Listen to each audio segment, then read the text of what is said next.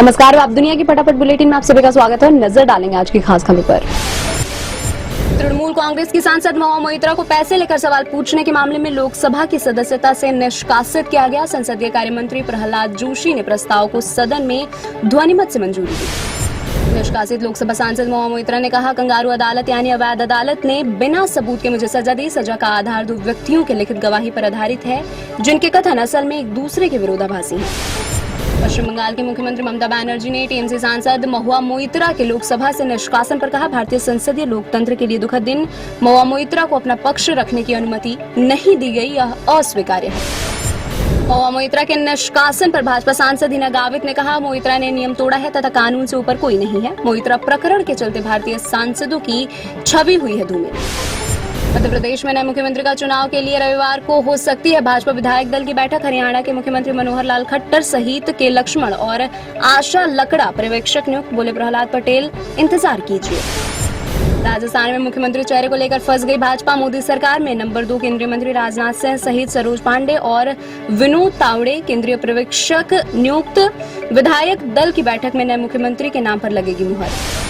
छत्तीसगढ़ में नए मुख्यमंत्री के चुनाव के लिए भाजपा ने केंद्रीय पर्यवेक्षक के नामों का किया ऐलान। शनिवार को रायपुर पहुंच सकते हैं अर्जुन मुंडा, सर्बानंद सोनोवाल और Dushyant Kumar Gautam.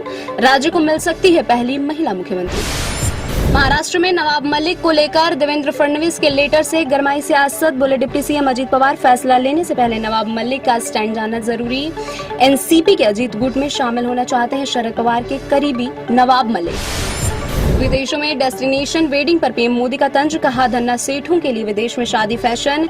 Uttarakhand global investors summit में वेड इन इंडिया मूवमेंट चलाने की कही बात। जेडपीएम नेता लाल दुहोमा ने शुक्रवार को मिजोरम के मुख्यमंत्री के रूप में शपथ ली। राज्यपाल हरिबाबू कंभमपति ने जेडपीएम के 11 अन्य नेताओं को भी मंत्री पद की शपथ दिलाई।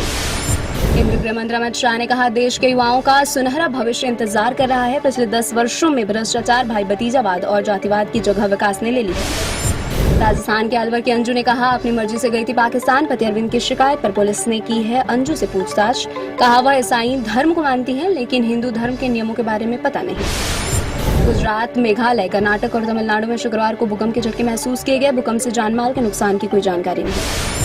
ओडिशा के अंगुल जिले में अलग अलग स्थानों पर एक जंगली हाथी ने 2 लोगों को कुचलकर मार डाला। एक वन अधिकारी ने कहा, जान गंवाने वाले लोगों की पहचान सरधापुर गांव के गुरुनायक और चेलियापाड़ा गांव की अनीथू साहू के रूप में की गई। इराक की राजधानी बगदाद में अमेरिकी दूतावास पर रॉकेट हमला, किसी के हताहत होने की कोई खबर नहीं। स्थानीय समय अनुसार 8 दिसंबर को सुबह 4 बजे हुआ था यह हमला।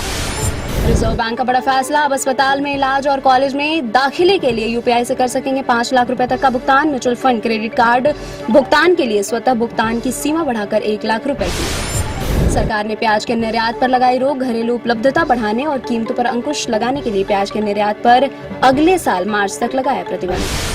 एक दिन की गिरावट के बाद शेयर बाजार में फिर तेजी। बीएसई सेंसेक्स 304 अंकों चलकर सार्वकालिक उच्च स्तर 69,826 अंक पर हुआ बंद। एनएसई निफ्टी भी 68 अंक मजबूत होकर 20,969 अंक के रिकॉर्ड स्तर पर हुआ बंद। सिद्धार्थ आनंद की फिल्म फाइटर का टीजर हुआ रिलीज। एयरफोर्स पायलट के किरदार में दिखे ऋतिक, दीपिका और अनिल कपूर।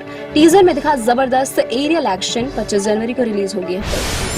मशहूर एक्टर जूनियर महमूद का 67 साल की उम्र में निधन। स्टमक कैंसर से जूझ रहे थे एक्टर। मुंबई के टाटा मेमोरियल अस्पताल में चल रहा था इलाज। बात और चाइल्ड आर्टिस्ट के रूप में की थी करियर की शुरुआत। ये थे आज के फटाफट बुलेटिन और ऐसे ही ताजा अपडेट्स के लिए बने रहे हमारे साथ, यानी कि विजिट करें बाप दुनिया पर।